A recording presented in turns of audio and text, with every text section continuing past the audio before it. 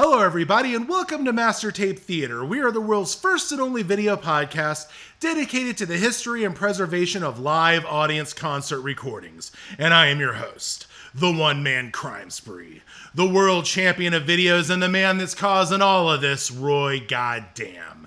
And I am joined by my esteemed colleague. He is the Duke of Danzig, the Alpha Romeo, Eric, the ladies fight for his delight, Lawton. How you doing this week, dude? I've been busy kind of trying to deal with the fact that I missed Kiss last Thursday night. I guess it really is the end of the road for me, dude. I'm going to have to... I can't believe that you would let a once-in-a-lifetime opportunity like that slip right through your fingers. They were less than 30 miles away from you, man. I mean, anyway, I'm disappointed in you. But this week, we actually have the pleasure of being joined by Tolva77. His name is Alex Bergdahl. He is an archiver and a guy who's filmed and recorded over 400 concerts in his lifetime. Really cool conversation. He lives in Sweden. We had kind of a terrible connection, but we're going to work through that, man. It was pretty cool. Also this week, I wanted to let everybody know that the Master Tape Network hit over 2,000 subscribers. It was a big milestone for us, man. I'm sure a lot more people, they seem to be coming on more and more since we added the live show, dude. It is working. Thousands of people watching this bullshit every week. I can't even believe it. I mean, when are they going to figure out how bad I am at this? So, eventually. Also this week on the network, we had some new videos that we added. We had The Cure live in San Jose, 1997. This was a special tour that The Cure did to celebrate the release of Galore. It was a greatest hits collection. They only played a handful of shows in the U.S. I really loved that show. I liked The Cure at the time, but I wasn't a huge fan. But I was actually dating a girl in college up in Northern California, and she loved The Cure. So the reason why I went and tell it was before Robert Smith, became a total train wreck. I mean, he still has his shit together on that. Oh yeah, at this point, Robert Smith still looked like Robert Smith. I mean, right now, if you look like Robert Smith, he looks like Robert Smith ate Robert Smith, man. But kind of like a Russian doll version of himself. So, man, anyway, so at the time, I was dating this girl who went to college in Santa Rosa, California. We drove to San Jose, and I filmed that show. And, I remember at the time thinking, man, I really need to nail this thing because I wanted to impress this girl that she was going to have this lifetime memory. And it was a good day for sure, man, because I got the girl, I got the tape. It was a good day. And speaking of good days, I have some big news, man. Next week, for the first time in 15 years, I hope it will be a good day because I am going to be filming Ice Cube, dude. Holy shit. Yeah, I'm going to cross one off of the bucket list. I'm going to go to the House of Blues. I'm going to film Ice Cube. We'll have that up on the network.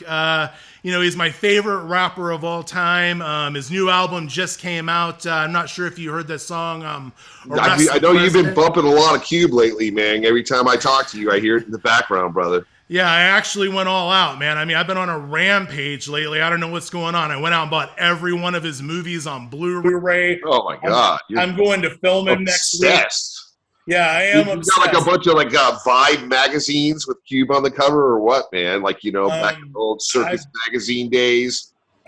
I know I'll have no chance of meeting him. I'm sure he'll come in the back door and leave just the same. But it's like my homeboy Chris Tucker, Smokey from the First Friday says. He said to me, Only Friday. Yeah, he says, I know you ain't bootleg no shows in 15 years, but it's Friday and you ain't got no job and you ain't got shit to do. So I'm coming back out of retirement and I'm going to do it, man. I'm actually going to go back out and film for the first time in 15 years and it's going to be Ice Cube. And it's going down, man. Make sure to check that out on the network. As soon as I have that in the bag, we'll have it up on the network. Also, last week was a pretty exciting week, man. We had a lot of guys, Kiss fans in specific. They were crying pretty hard, man, about how bad we gave it to Kiss last week on the show. And I mean, a lot of the people were upset because, we had asked the big man upstairs for some special favors for the Master Tape Network to derail the tour. And, actually, I think he might have been listening, man. And, it's kind of nice. We might have to do that more often here on the show, man. We'll just stop in the middle and we'll ask the big man upstairs for some favors, because it must have been working, because right after the show happened, it couldn't have been more than 2 hours, this actually hit YouTube, man. I say welcome to the Circus!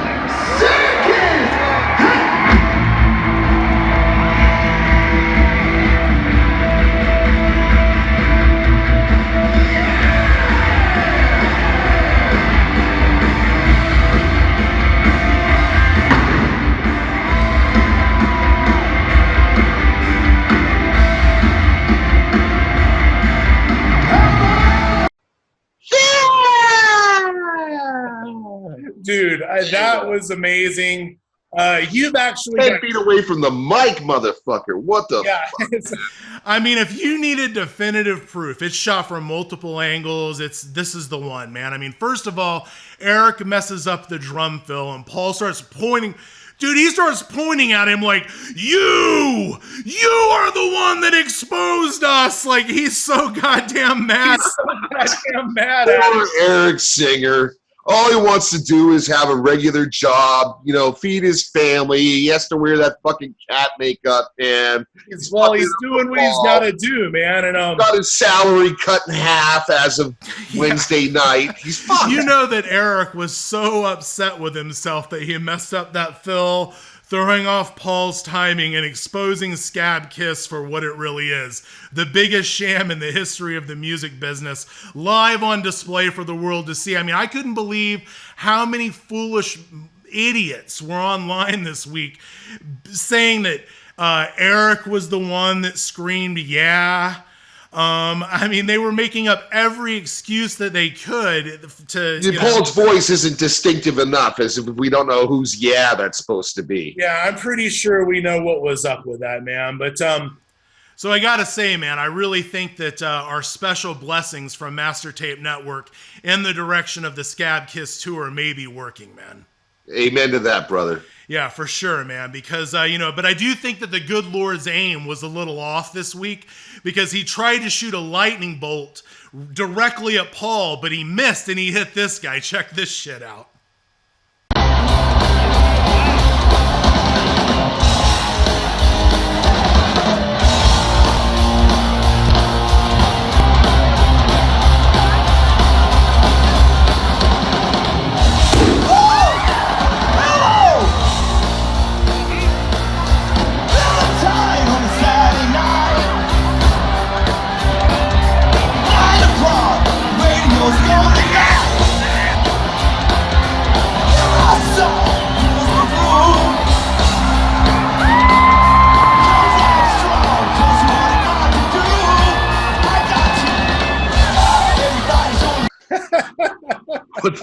Dude, that guy's crazy, man. Talk about dedication, my friend.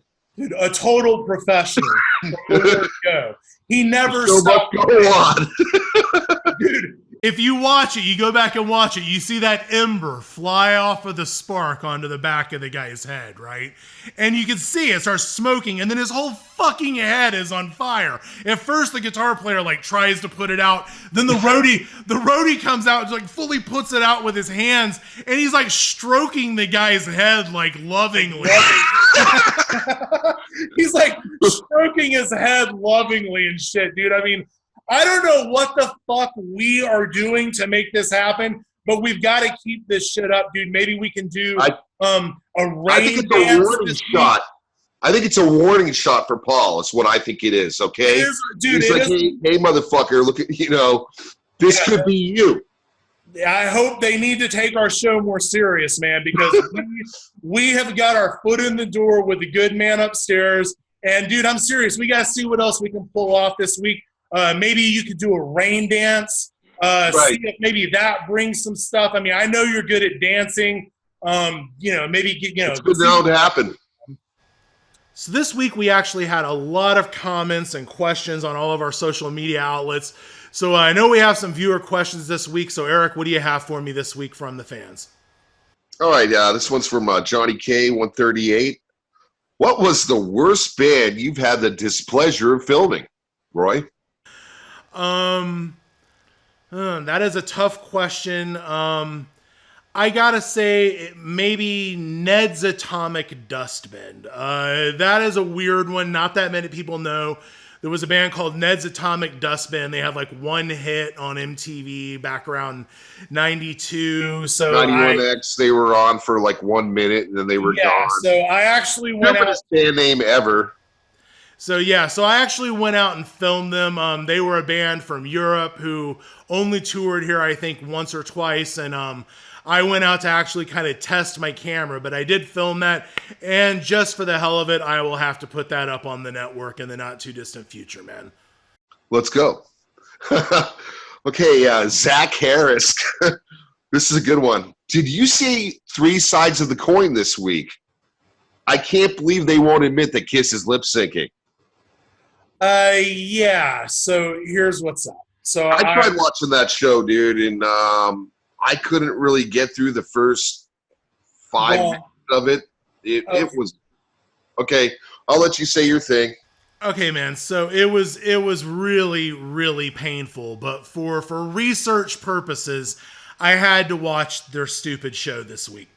So I went on Facebook, and so people were saying that they actually went on their show and tried to say that Kiss wasn't lip syncing and not using a backtrack. Now, they filmed their show really soon after the first night. So they tried to play it off that they couldn't tell from the videos. It might be, it might be out of sync, or they're not sure because the stream wasn't very clear. They wouldn't really give a decisive answer. So the truth of the matter is they were not actually on their show saying that Kiss didn't lip sync. But let me tell you what they were on their show doing. So first of all, they have some skank on the fucking show, some MILF that only comes on every so often. But right out of the gate, Michael Brandvold makes no less than 4 sexual advances verbally towards this woman on the show. It's absolutely astounding to watch. They make 2 references to porn and wink, wink, nudge, nudge, look over at her. At one point, she's petting her cat kind of off camera. And he's like, so, what are you doing over there? Are you petting your pussy, Lisa, or whatever the fuck her name is?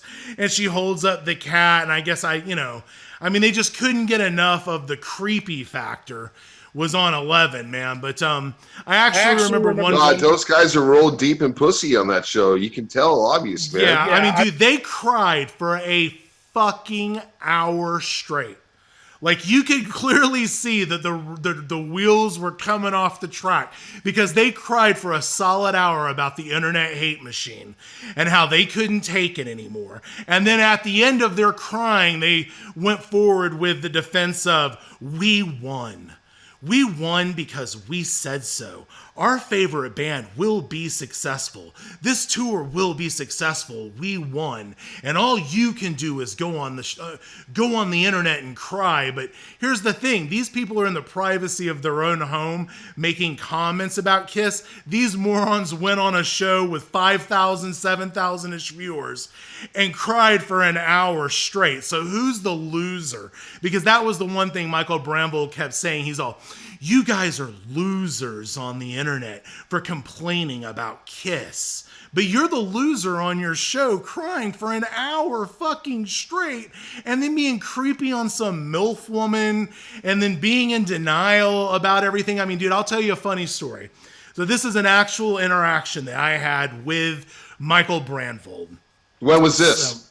So, this was in New Orleans in 2003-ish. He was actually running around trying to be a special guest because, he carried Kiss's bags into the arena and took photos of 2003, them. 2003, that Tommy's already in the picture by then. Kiss is already a fucking joke at that point.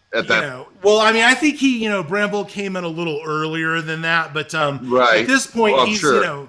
But at this point, he's running around to Kiss Expos trying to be a special guest because he can tell people what Gene has for breakfast in the morning and important Kiss facts like that. So at any rate, we're in New Orleans, and we go to Bruce Kulick's birthday party. And it was a special dinner upstairs in a VIP room of a restaurant right on Bourbon Street. And, we had dinner with Bruce. And at the end, everybody from the convention, all the vendors, all the people that were in the inside of the circle with Phil Elliott and all those guys and Bruce Kulick, we were all going to go to a strip club on Bourbon Street and just have fun and have some drinks and see some titties and shit. What guys do in New Orleans. But here's what happened. So the whole day I've been like hanging on Michael Bramble. Man, I like this guy, and he's like, oh man, and he gets some DVDs from me and stuff. And, he's telling me how he loves the DVDs. And that's another story for another time. He was involved with telling Kiss about things at conventions when he should have been keeping his lips sealed. But at any rate, so back to the story. So we go to the titty bar. And, we kick in the door of the saloon, and it's me and a bunch of Kiss guys. And, dude, I can't drag this motherfucker in this place. He's like, no. He's like holding the door. No, man, no, I got a girlfriend. She wouldn't like this. I can't do it, man. And I'm like, dude, at the time, dude, my wife that I'm with now, she looks like Betty Page, okay? And we met. Dude, she was like a fucking supermodel, right? And I'm like, but I'm going in here, and she doesn't care, and why should, none of these girls in here are trying to fuck you, Michael Brandvold. Like, come have fun with the boys. But he couldn't do it because his girlfriend just wouldn't appreciate him seeing some other titties and shit. But, it's neither here nor there, man. You can definitely say that Michael Brandvold and his clan of idiots are a special level of stupid when it comes to the defense of Kiss. And they had to make sure on their show that we know that they aren't getting anything free, that they do this because they're fans. And maybe they are really fans and, but they are just the lowest form of fan on the planet, dude. Just in denial. Dude, I still like to look at Kiss. But the thing is that right now, when I look at Kiss, it's more like, a car accident. Like, you don't want to see the dead body, but you have to, look and see the dead body, right? It's kind of like Melrose Place or something, It's like, this show sucks, but I can't wait to see what's going to fucking happen next. Dude, it's so ridiculous. I have been free from the oppression of Kiss and Kiss collectibles for quite a few years now, but I remember I'm not. I still love Kiss. I'll be honest with you motherfuckers out there. I love Kiss up to Creatures of the Night. I think it's great. I still listen to them all the time. When we talk shit about Kiss, it makes me want to listen to Kiss. I get all sorry. No, he doesn't. No. I digress. No, he doesn't really like Kiss, man. We hate Kiss. We hate Kiss, man. Remember that. But anyway, so it is what it is, man. People are out there on the internet denying in the face and the proof of fact that Kiss is faking their way through a tour that they claim is going to last for 3 years. It's going to get rough, man. They're going to be playing like it's Circus Circus. They were on The Price is Right the other day, dude. Did you see that shit?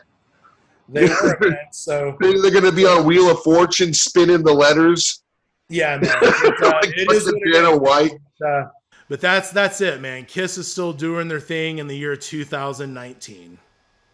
But right now, I am happy to be joined by Alex, Tolva77 here on YouTube. We're going to have a link for his channel here in the description of the video. Also, put it up here on the screen. Everybody check out his channel. He does some amazing archiving work.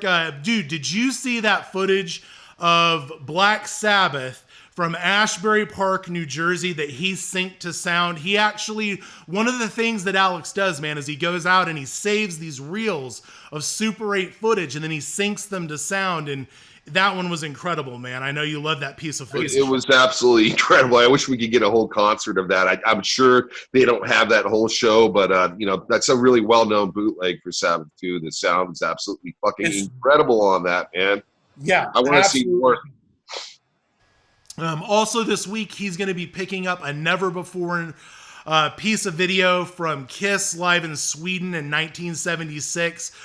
He tells the whole story here in the interview. It's really cool. Guy actually found this 6 minutes of footage in his closet. This guy's done a lot of great archiving work. He's filmed over 400 shows. This is me and Alex, Tolva77. Let's get to it. Right now, I'm happy to be joined by Alex from Sweden. He has a channel on YouTube called Tolva77. We'll put a link up here on the screen in a second so everybody can find that. So, Alex, welcome to the show, man. I wanted to say thank you for joining us on such short notice. We had several guests lined up, and you were the lucky winner this week, man. But so tell me about the very first show that you ever discovered. When did you find out that shows were filmed from the audience, man? What was your first exposure to bootleg shot from the audience? Well, I'm a Kiss fan. I'm actually a little more than a Kiss fan. I hold seminars and so on about Kiss here in Sweden. And actually got to work with Bruce Kulick one time. We did an Asylum special on stage in Stockholm and talked about the album and recording and so on. So Kiss is my forte, and in 1988, two things happened. I saw them live for the first time in Copenhagen, and I got a book, a Swedish book called Still on Fire, which at the end had like a bootleg discography, and I was 11 years old, and I had no idea what a bootleg was. So I put an ad in the Swedish music magazine, OK Magazine, which said I wanted to come in contact with people who saw Kiss, and I wanted to buy bootleg albums. Little did I know that there were bootleg videos, because the first thing that dropped into my mailbox were lists and lists and lists of tapes and videos. And ever since that day in early 1989, I've been on the verge of financial ruin every month just to satisfy my need for these recordings. Well, you have a lot of really great things on your channel, man. So when did you actually decide to pick up a camera and start filming shows yourself? When was the first time you ever filmed a show? Well, the thing is, I like quite a lot of bands, quite a lot of artists in multiple genres. And somewhere in the early 2000s, I guess, I was sad to see that where Kiss and Iron Maiden and Black Sabbath always gets filmed and always gets taped, many of my favorite bands, some Swedish bands, but also other small bands, never got any decent recordings. So I bought an audio rig in 2001, and my first audio taping was King Diamond in Gothenburg, 2001, on the House of God tour. And since 2001, I have audio taped like 350 shows, something like that. And I have filmed somewhere around 50 or 60. That's a guess, but I think it's a pretty accurate guess. The filming was actually something I never myself immersed myself too much in, since it takes too much from the concert experience. The audio taping is easier to do, but the filming, I've done some stuff that had a special meaning to me, or that I didn't know that this was not going to be filmed unless I did it. So I know you have a deep appreciation for even the earliest footage. On your channel, you have many cool archive clips. I actually saw that you have Black Sabbath live in Ashbury Park, New Jersey, 1975, from an 8mm Super 8 film. Tell me a little bit about that piece of tape. Where did you get that? That is really good. I also noticed that you had it up at 1080, so you're doing it right, man. That stuff looks fantastic.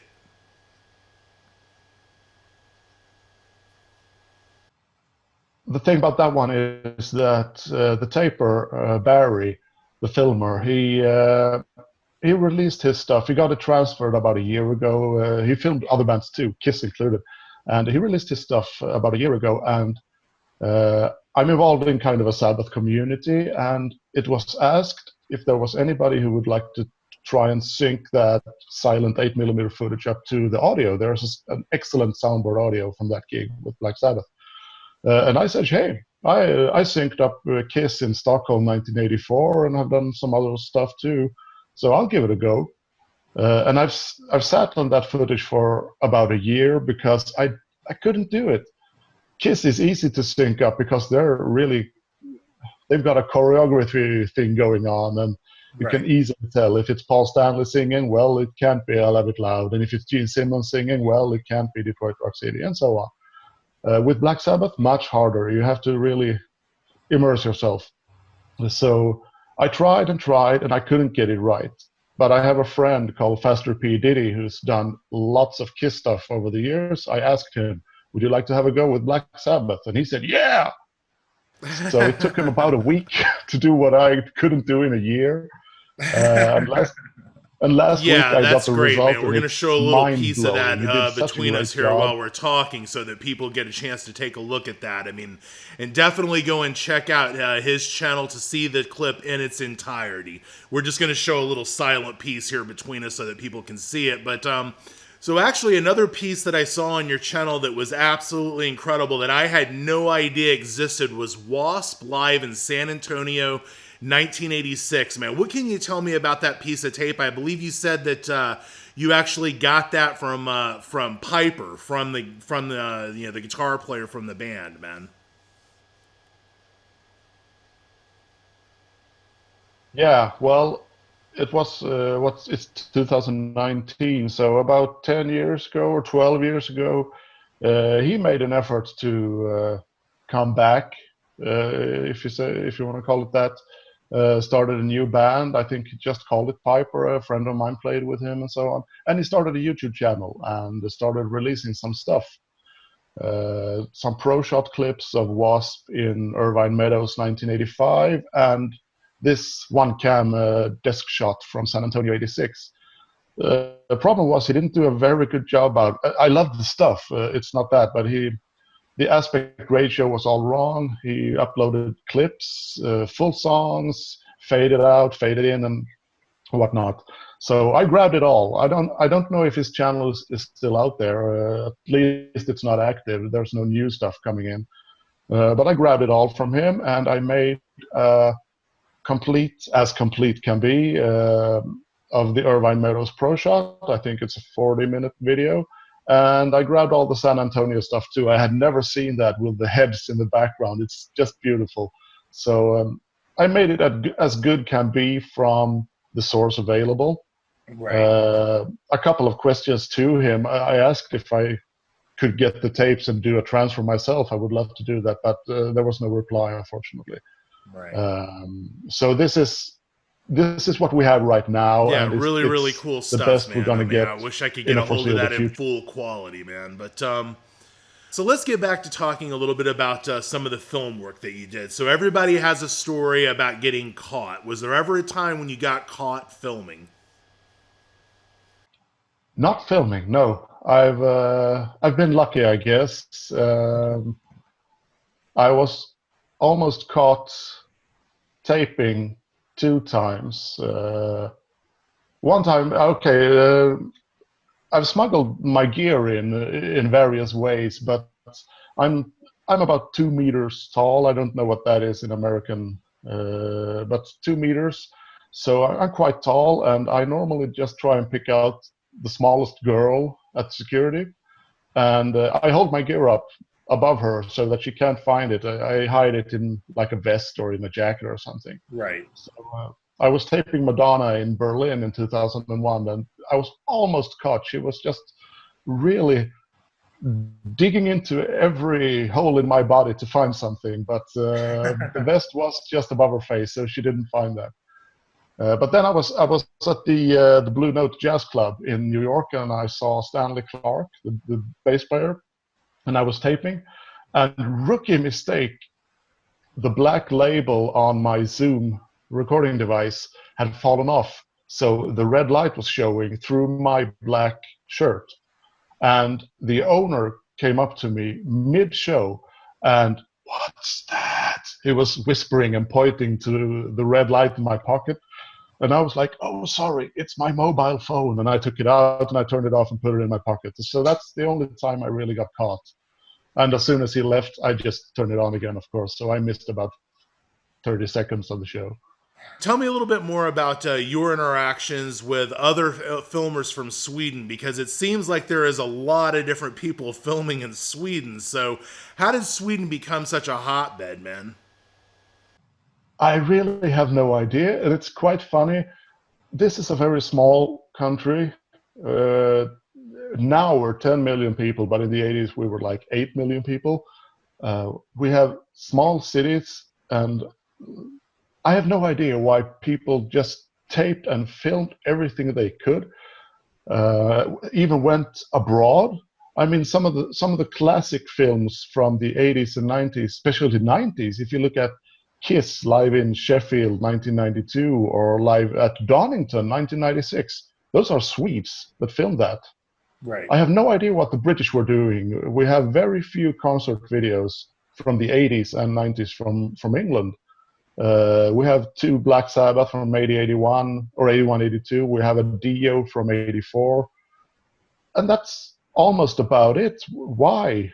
It's England. There were so many more people, and all the bands were playing in London. I have no idea why Sweden became such a bootleg capital. I guess we have nothing else to do. It must be that. It's dark and it's cold. What the heck? Let's go see Black Sabbath. Well, I mean, in the United States, for some reason, Philadelphia, I don't know why, but Philadelphia seems to be like the motherland of bootlegs. There's just a million videos from the city of Philadelphia. I don't get it, man. But yeah, also again, tons of videos from Sweden. I mean, almost every band you can think of has been filmed in Sweden, man. But Yeah, I mean, you got great Swedish footage going way back, even to the 8mm days. There are at least 3 known sources when Kiss played Stockholm for the first time in 1976. And there was a guy, just one guy, who shot a lot of shows with his 8mm camera in Stockholm. So we got like Rainbow, and I think we got Bob Marley and shows like that on video. Not the complete shows, of course, but still it's very unusual because we have very little from Denmark or Norway or Germany or England, as I said. So why Sweden is such a capital? It's beyond me, but I love it. And I told you before we started that actually tomorrow or Tuesday I'm going to go pick up a package with 9 minutes of Kiss from 1976 that nobody's ever seen from the small town of Lund. It was the third and last show in 1976. cool. So how did you find this footage, and how did you get the actual reels? Well, the guy lives 2 hours from me just outside. You know the Sweden Rock Festival, where every band plays. You heard of it? Yeah. Yeah. Anyway, the Sweden Rock Festival takes place about 2 hours from me on a big field, and the closest city is called Sölvesborg. And I held a couple of Kiss lectures or seminars. As I told you, I do seminars and stuff like that with Kiss. And I held one of those seminars about the Alive 2 40th anniversary 2 years ago. And after the show, a guy came up to me and said, "You know what? I filmed Kiss in 1976. I haven't seen the tape since that year, but I think I still have it."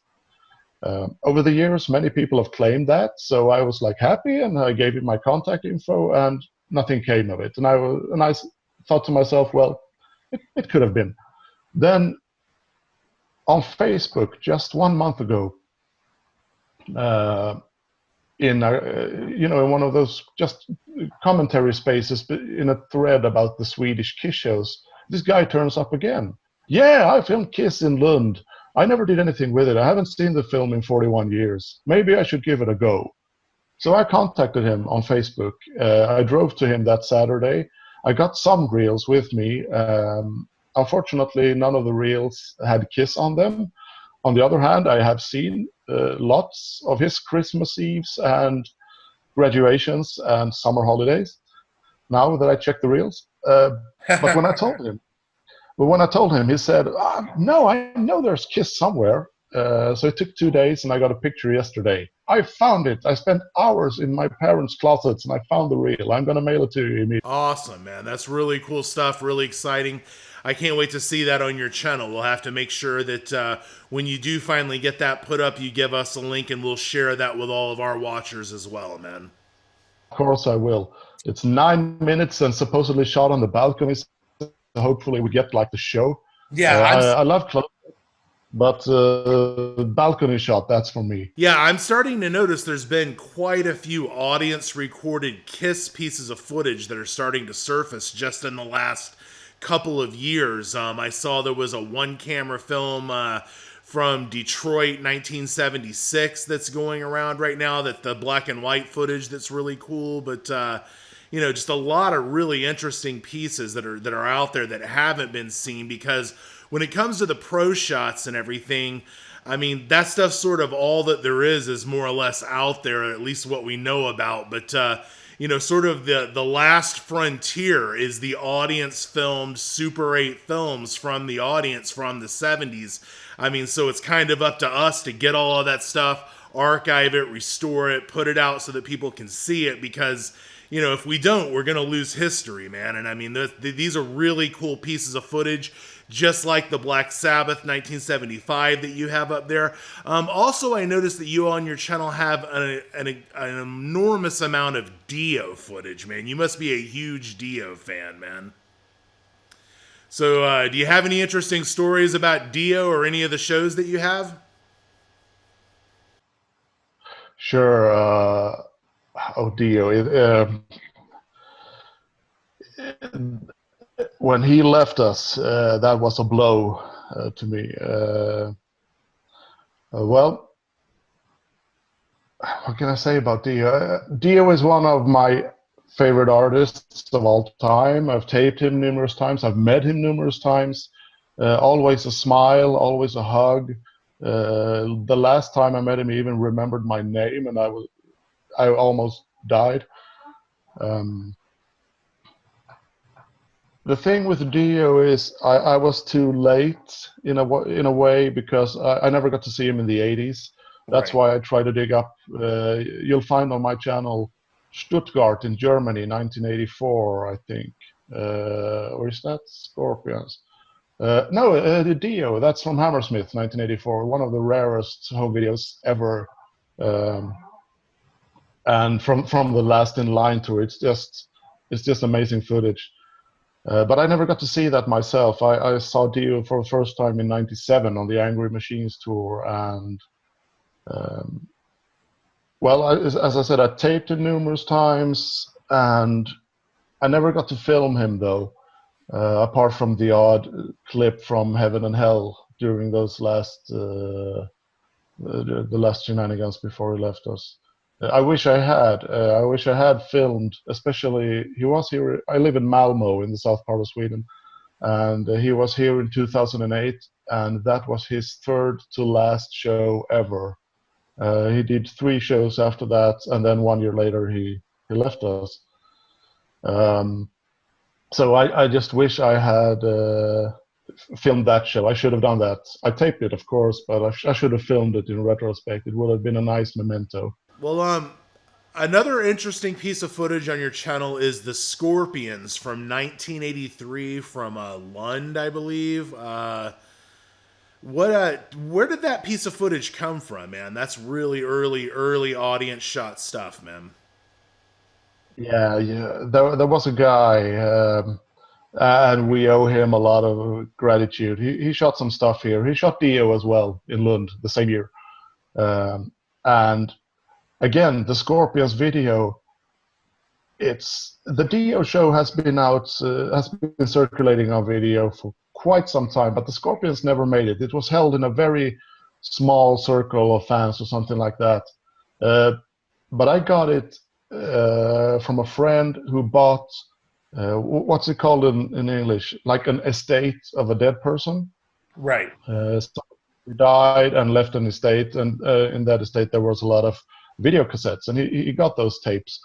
And that's where that one comes from. It's a low gen, and it's really beautiful. And when I uploaded it to my YouTube channel, I was immediately contacted by some people. Oh, take this down. This is not supposed to be out there. I'm sorry, man. I don't have those qualms. I didn't pay for it, and the filmer has not forbade me to release it or anything like that. So sorry, I'm not going to take it down just because there's a community that wants. Right. I mean, that's something that's been really shocking to me since I started the channel. I mean, I haven't had experienced too many people asking me to take things down because most of the things on my channel are things that I filmed or were filmed by people that I know. But I mean, there is a certain segment of the community that thinks that they get to make the rules for bootlegs. And it's just like, I don't understand this weird need to hoard footage, to die with footage, because I mean, what is the purpose of having a piece of footage if nobody ever gets to see it?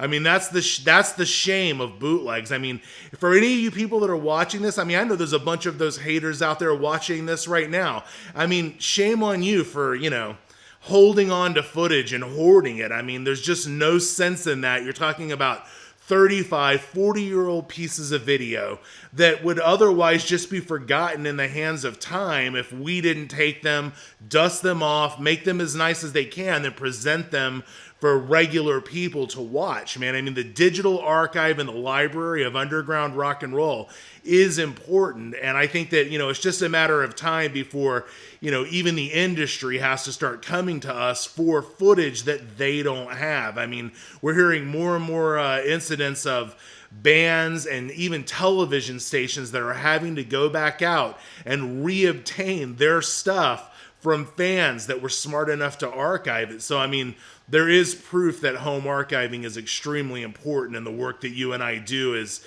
appreciated by millions of people. I mean, you have a lot of Could views just on your channel, emphasize, man. if I got a video from you that you filmed and you told me, please don't distribute this, I would never do it. I would keep it to myself for my collection and my viewing only. But that's only because you asked me to. I don't keep anything if I don't have to. My collection is not a library, it's not for everybody, but I made it. I think it's so interesting and fun to collect myself that I love to share it with other people. And as long as the filmer or the owner of some tape or something like that doesn't forbid me to release it, why not release it? What harm can come in serving the people 1080 clip of Black Sabbath in 1975 with permission from the filmer? Nobody can have regrets about that. Everybody deserves. For me, I approach things from a slightly different point of view. I mean, sometimes people that have things that they want to hoard, sometimes they need a little help being pushed in the right direction. So unfortunately, I have to admit here right now that I'm not as respectful of some people's requests. I'm not saying I have no respect for any filmer and I would release everything, but at the same time, I mean, I have a major moral dilemma with people hoarding footage. So, I mean, sometimes if I get a hold of something I'm not supposed to have, a lot of times people think they own footage that they don't own. I mean, we've had several incidents on my channel where people will come forward and say, but you're not supposed to put this out. This isn't supposed to be out there. And I'll be like, you have no claim to this footage. Just like you said earlier, you had, guys ask you to take things down and you're like, the filmer never told me not to do this. So who are you to say such a thing? But anyway, man, that's just a weird thing that's going on within the community, man. Were you ever approached by someone trying to sell you something you could get for free? That's happened to me numerous times. Yeah. I mean, I have a lot of, there's a lot of guys out there. I mean, clip here. You can get it. I want $300 for it. It's very rare. And I was like, oh, is it out there already? And I just asked around, and I had a friend sending it to me. Oh, I got it. Thank you. And there are a couple of people, especially in the Kiss collecting business, that are only in it for the bucks. I hope I'm not stepping on anyone's toes. No. Believe me, I like to step on those particular people's toes. But there are people that collect not for their personal abuse or use, but they collect for the money. And Well, I mean, it's really actually a a really different game that's going on with Kiss bootlegs. I took a long time. I've been away from the game for quite some time. But when I came back and I started Master Tape Network, I mean, a lot of the same old characters were still out there doing this. And I was shocked to find out that there is a small circle of fans that do have a few shows, and they're selling these things for like $1,000, and you have to sign a contract that says you will never distribute it, or you will be pushed out of the circle and never be allowed to get any of that footage again. I mean, those guys, I just want all of you guys to know, I know you're watching this right now, and I have all your shit, and I'm going to put it out. So just remember that. I'll slowly but surely chip away at every single property that you have. And one of these days, I'll put an end to the for-profit game of Kiss hoarding. Because, I mean, when I decided to go away for a while, these guys decided to take over. And, I mean, if people thought that what I used to do with Kiss bootlegs was bad, shit, dude, that's nothing. There are guys paying $1,000 for videotapes. It's crazy. Like, you know, they get for a DVD. I mean, you know, I know that there are people out there that claim that they have Kiss Creatures of the Night from Rio full uncut. You know, I mean, I had one guy tell me that he paid $300 for it. I don't know, man. I mean, but, you know, when I actually did get a hold of it, it turned out to be, you know, the television broadcast master reel, but it was in no way the complete, you know, the complete performance. So, yeah, man, but there's definitely a whole lot of guys out there in the Kiss world that are hoarding that stuff and playing a high dollar game for those shows. When you do get the stuff and when you release it, remember to email me the lossless files also. Definitely, man. Alice Cooper live in Seattle, 1975, 8mm. Where'd you get this one? Alice Cooper, that's another story. I think there must be millions of 8mm films with Alice Cooper somewhere in closets and in drawers. But unfortunately, very few of them has ever circulated, probably because people forgot about them. So I've tried to find what there is to find, and actually, to this day, there are a couple of reels emerging still, which always look quite good, since it's people finding their own reels and transferring them. But Seattle 75, and I have one called just USA 1977, and I have Copenhagen 1975. Those come from high-gen videotapes, and I have never seen them anywhere else than in one particular list back in the early 90s. I wish I had master copies of them. They would be awesome to sync up with sound. That's one of my priorities with 8mm films. But as I said, they come from, I even think I remember the collector back in the day. He was the only one I knew that liked Alice Cooper and vintage Alice Cooper. So he sent me some of the usual TV stuff that is now available in master quality. But these 8mm films were never found anywhere else. I have never seen better copies. They are not available on YouTube from anybody else but me. And I just put them up there to try and flush out. Does anybody have like, where are the reels? Does anybody have a low-gen VHS transfer or something like that? But to this day, I think I uploaded them some years back, 5 years back or 6 maybe. To this day, nobody ever contacted me. So I'm guessing Alice Cooper is not as much of interest as other bands are, like Black Sabbath or Kiss or Led Zeppelin or Queen.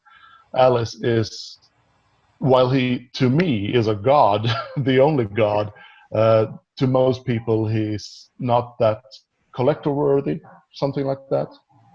Yeah, it's really strange. I mean, but there is a healthy segment of people out there collecting Alice Cooper, man. Yeah, and I know, and there's definitely a circle of people collecting Alice, holding on to very cool stuff. I know a couple of them, and I know the stuff they have that probably won't get released. But at least it's I know it exists. But even those guys doesn't seem to have these particular clips, Seattle and USA and Copenhagen and it's New York, Madison Square Garden, 1973, like 2 minutes. Somebody must have that. Somebody must have filmed at Madison Square Garden in '73. Why don't you tell me, what is your favorite bootleg 8mm piece that you've actually tracked down yourself, that you have the actual reel to? Tell me about some of your favorites. You can find that on my channel. It's Kiss in Stockholm, 1984.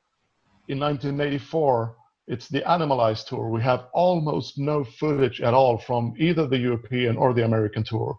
We had one guy in Düsseldorf in Germany who drove his kids to the show and sat outside in the car waiting. And when it came to the end of the show, he took his VHS camera and went in and just taped like the last 2 minutes of Black Diamond. So for a long time, that was the only bootleg minutes we had from the Animalized tour. And then there's been a rumor in Sweden during all these years that Kiss was filmed in Stockholm in 1984. It was never substantiated, but we do have Whitesnake from Stockholm '84. We have Accept and Saxon from Stockholm '85. So there's a possibility that somebody filmed. But that filmer who did those complete shows did not film Kiss. In any case, I've been contacted through the years by a couple of guys claiming to have filmed Kiss in Sweden. It never amounted to anything, because when I started asking details and do you have the reels or the tapes, it just flushed out. Nothing happened. So this guy, a singer called Robert, he said again on Facebook like 4 years back, well, I filmed them in Stockholm '84. And I was like, okay, this story again. So I contacted him and he said, yeah, I filmed them with my dad's 8mm camera. And I said, 8mm? Yeah, that was what I had. So I brought it in and I filmed a few minutes. Do you have the reel? Well, I can look for it. So, and I never heard from him again. It took about a year. I had all but forgotten about it. And then I got a Facebook message. Look what I found. And there was a reel on the, it said Kiss. And are you for real? Is this Kiss in Stockholm? Yeah, it's Stockholm. I taped the camera to my back when I was 13 years old, and I got in and I filmed it, and I found the reel. So he sent it to me. There had been sound. It was one of those Super 8mm things. There had been sound, but it had been erased by time. Right. So I got the reel transferred. It was silent, and I just sat in awe, listening or watching Kiss live. It's the unmasked stage, but clad in animal robes. So it's the Animalized stage. 7 minutes long, and then I started syncing it. It took me 24 hours to sync up with the bootleg. And I held a seminar in a city called Trollhättan, Goblin Hut. I held a seminar about Kiss, and I got the opportunity there to release the film in front of that audience. About 200 people sat there, and I told them, well, it took us 32 years, but now we're going to see Kiss live in Sweden, 1984, moving pictures with excellent sound. And you could see grown men cry that afternoon. It was a real high point of everything I've done, just to be able to click play and see everybody just, oh, it was such a treat. That's absolutely the best film I ever unearthed. Well, that's excellent, man. Well, dude, I'd like to thank you for coming and joining us this week. I know we kept it short and sweet, but we're going to have you back again in the future to talk more about the work that you're doing. But really exciting stuff, and I want everybody to check out your channel, Tolva77 on YouTube. We'll put a link in the description. And yeah, man, you guys can go out and check out some of Alex's work. Can I just say one thing? Since Sure. I know that, and this is to you and to all the other filmers and tapers out there, I would be nothing without you. Everything I do is because you did it first.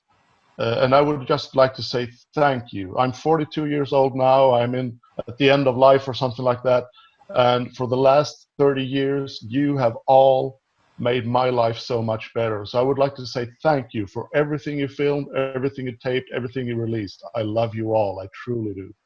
So, man, I actually want to thank you for being on the show. And I just want to say that it's fans like you and people that do the archiving like you and that have kept track of all the things that we've done out there that really lets me know that that's the reason why we need to do this show. I mean, when I first started doing the show, I thought I'd be sitting here talking to myself, but we have thousands of people around the world that are paying attention, so they do care about this footage. And thanks a lot for coming on, man. Thank you. Okay, I guess this is goodbye. So goodbye. It's only good now. What song is that? Goodbye by Paul Stanley. Is that on his first album? Yeah, it's so It's the last song. I can barely sing like Paul. I can only talk. So goodbye. Yeah. It's like, Goodbye. goodbye. So goodbye. I swear somehow. I can't do it. I gotta play that album again. It's probably where do you Paul rate it? Stanley's solo album is fucking pretty decent, man. I'm serious. It's the best one. It's better than Aces. No, it's not the best one. What the better than fucking Aces? Fuck you. Fuck you. Fuck you. No, it isn't. You're How fucking nuts. dare I say that Paul Stanley's solo? Fuck that. That's just blasphemy. That's worse than calling that chick a skank before. That's way worse. If that's the best one, then Peter fucking. The worst one is Jeans. Okay, it definitely is. Jeans is the worst one because it's the biggest fucking disappointment of the bunch. Gene was like a god, and then you heard that album. No. That's the first where you could actually see what a piece of shit Gene is. Gene's solo album is not that bad, dude. It's fucking crap, dude. No. Peter Chris's album is fucking crap. No. Peter Chris's album is exactly what you'd expect from Peter Criss. To me, Gene Simmons was trying to show how far he could stretch his artistic wings by And it sucked. It sucked. I like a lot of those songs. It was the first unmasking of Gene right there. It was like, you know what? This guy's a fake piece of shit. Listen to this song. He's got Cher and fucking Liza Minnelli on fucking background vocals. This ain't rock and roll, dude. Fuck that album. I thought it was okay, man. I think we should have got all that shit on the show. Us just fucking the way we fuck that album. Radioactive. Oh, See You in Your Dreams. Why did he redo that? He didn't like the way it was on the Kiss record. When You Wish Upon a Star? Are you fucking serious, dude? Dude, there's a lot of cool Up on a Mazel Tov. He should have made it Mazel Tov. Man of a Thousand Faces is not bad. I'm a man of a thousand faces. I mean, dude, it's very bombastic. It's very Paul Stanley. It's bombastic. Yeah, I definitely think that, I don't know. I was really disappointed in that record. Really. Okay. Yeah. I like it better than Peter Chris's. I mean, it's number 3. I think that it's Dude, Ace and Paul are the closest to Kiss. Okay, Peter Criss has a song called "That's the Kind of Sugar That Papa Likes," and that's what makes that record awesome to me. Just the fact that he would actually put that on a fucking record is unbelievable. That's audacious right there. That's the kind of sugar Papa likes. Kind of fucking creepy. Wasn't that? I think that might have been in that fucking shitty movie, the Australian version of the Kiss Meets the Phantom or whatever, with the solo songs instead of the Kiss songs. Yeah, I think you're right. I think they did do that. So we could literally do full shows ripping on Kiss, dude. I mean. Okay. So there it is, me and Alex, Tolvis77, talking about a little bit of his archiving work.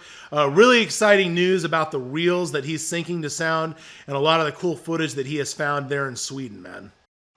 Yeah, there's a lot of interesting stuff, coming out of there during that time period too that, we haven't seen quite as much of. different bands, things like that, European bands. Yeah, I mean, a lot of people may not have noticed, but there's a lot of footage from Sweden. We actually have a few other filmers from Sweden coming on the show in the coming weeks. Some of the guys that have shot some of the footage that he's archived are going to be coming on. We just have a huge amount of guys in Sweden that are involved in the bootleg world, man. But that's just about it for this week, dude. Do you have anything else that you want to add? I'm good, man. All right, man, I want to give a shout out to all of our Patreon subscribers. Thank you for what you're doing, helping keep bootlegs alive forever. Support the app, the only app that will keep bootlegs alive forever, the Master Tape Network streaming app, coming in 2021. We'll see you next week, guys.